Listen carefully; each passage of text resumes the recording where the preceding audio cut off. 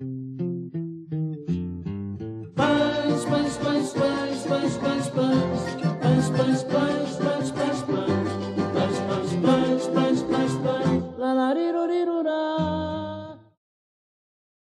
história que eu vou contar para vocês começa quando eu tinha 7 anos, o meu irmão 8 anos, é o meu irmão mais velho, o Rodrigo, e a nossa experiência de trabalho se inicia na feira lá no Espírito Santo. Apesar de ter nascido aqui em Belo Horizonte, minha família mudou para lá e essa fase foi muito interessante, uma experiência muito grande. Eu estava entrando na escola naquela época e tinha que trabalhar muito, dia a dia, cumprindo horário, não era brincadeira de criança não. Nós vendíamos verduras na feira, eu era responsável por pesar tomates, pesar batatas, atendendo o cliente ali na beira da banca, e o meu irmão ficava contando o dinheiro e dando o troco.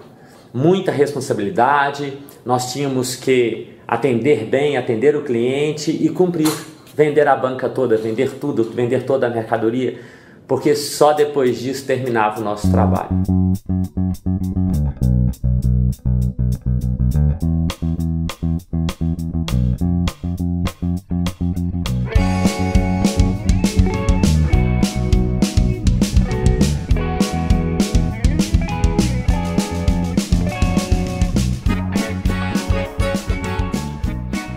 Curiosamente, arrumávamos tempo para a escola, para ir para a escola, para correr para a escola, prestar atenção no que era ensinado e fazer o dever de casa também. Conseguimos, felizmente, transportar aquela responsabilidade aprendida, vendendo tomates, pesando tomates, transportar para a escola. Ser também responsável na escola, não perder nada na escola, não podíamos perder tempo, não podíamos nos desligar na banca, porque tínhamos que vender o tomate, e também na escola não poderíamos perder tempo, porque algo estava sendo ensinado. Muito útil, muito feliz, muito grandioso para os pequenos Romeu e Rodrigo da época.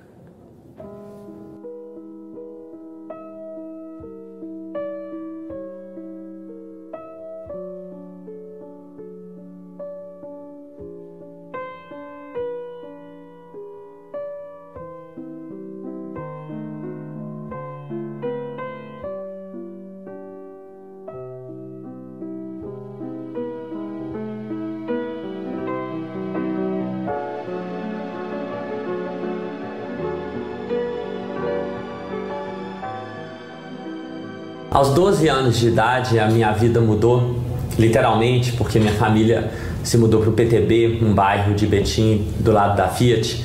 E lá eu fui trabalhar, como sempre, tinha que trabalhar numa mercearia.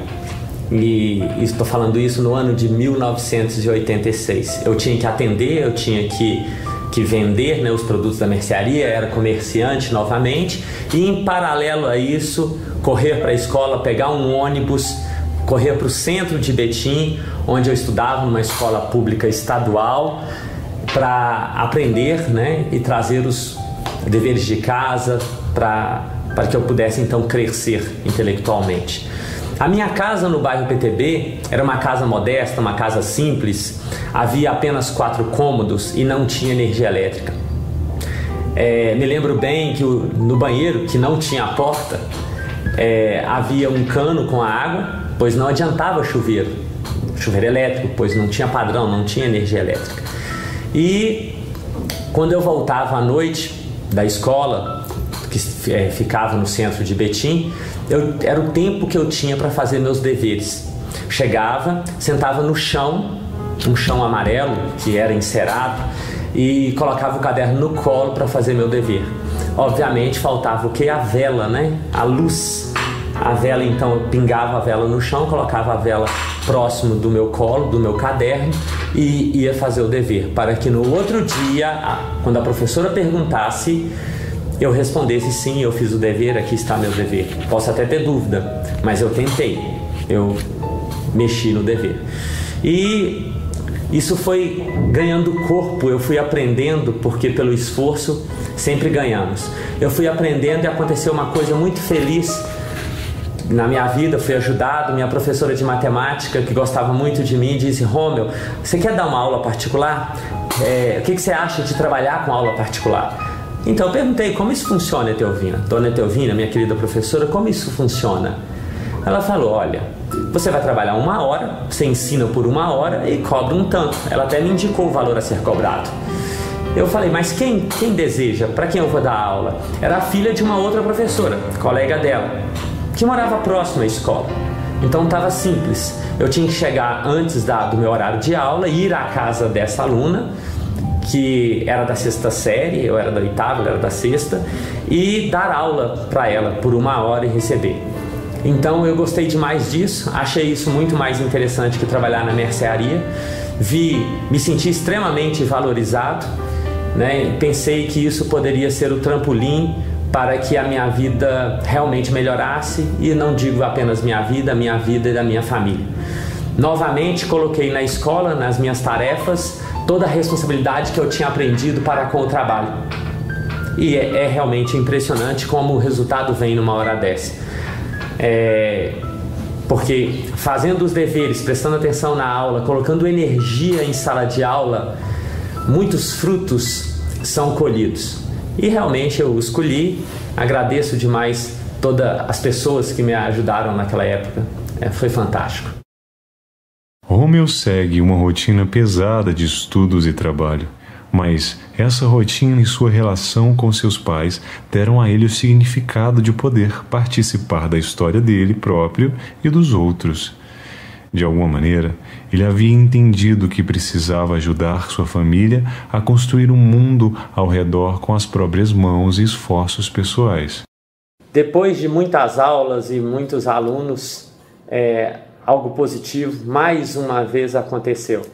Eu fui indicado para ser funcionário do Banco do Brasil, indicação essa por meio da escola, e isso foi muito bom porque eu pude ter carteira assinada, uma segurança, receber 13º, férias. Além disso, ter contato com uma empresa organizada, entender como o mundo funciona, o mundo profissional funciona, extremamente interessante. Não deixei os meus alunos, continuei dando aula particular, passei então a trabalhar em 3 turnos, a produzir em 3 turnos, que é escola, Banco do Brasil e aulas particulares. Morando no PTB, que é um bairro do município lá de Betim, era muito difícil eu ficar em 3 turnos. Por isso, uma coisa também curiosa, engraçada, para quem tem 15 para 16 anos, quase 16 anos, aconteceu. Eu escolhi uma casa no centro de Betim, uma casa que estava lá para alugar, e fui até o proprietário tentando convencê-lo a alugar a casa para mim. Mas eu não tinha condição de assinar, não tinha 18 anos. E não adiantaria meu pai assinar, pois ele não tinha renda. Não conseguiria, então, alugar a casa. Mas contei para ele a minha história, contei onde trabalhava, contei o que fazia e como iria pagá-lo. Convenci. Por isso, eu consegui alugar uma casa com 16 anos de idade no centro de Betim, para facilitar toda essa logística de Banco do Brasil, de escola, minha e dos meus irmãos.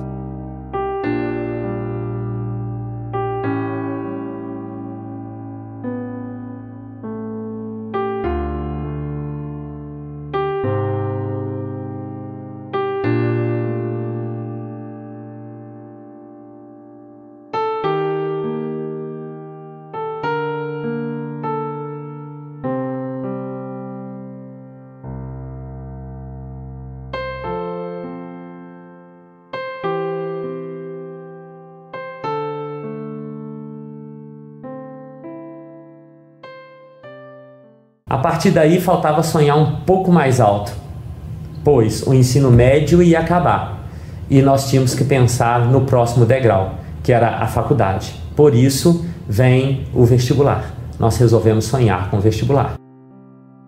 O Rodrigo, mais velho, ele foi primeiro testado. Nós escolhemos o ITA, uma faculdade de São Paulo, lá em São José dos Campos, para estudar engenharia aeronáutica. O vestibular é simplesmente o mais concorrido do país, ou pelo menos o vestibular de engenharia mais concorrido do país. Tivemos que estudar ainda mais, férias, feriados, todas as horas que sobravam, nós nos dedicávamos ao caderno. Fomos aprovados, pudemos então nos mudar para lá, sem largar nossas responsabilidades com a casa. Quando o Rodrigo foi, eu segurei, eu virei o único arrimo, né? O arrimo e completamente responsável pelas finanças. E ele conseguiu então ir para São Paulo e cuidar das suas despesas por lá.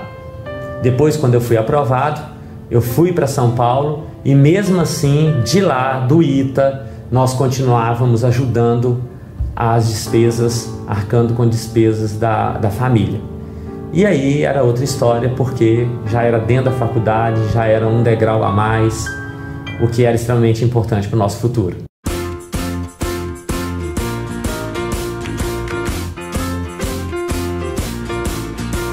Se eu pego uma canção e faço dela minha vida, tiro o pé do chão e faço disso a minha ida pro teu coração, um sonhador, rimar amor só com você.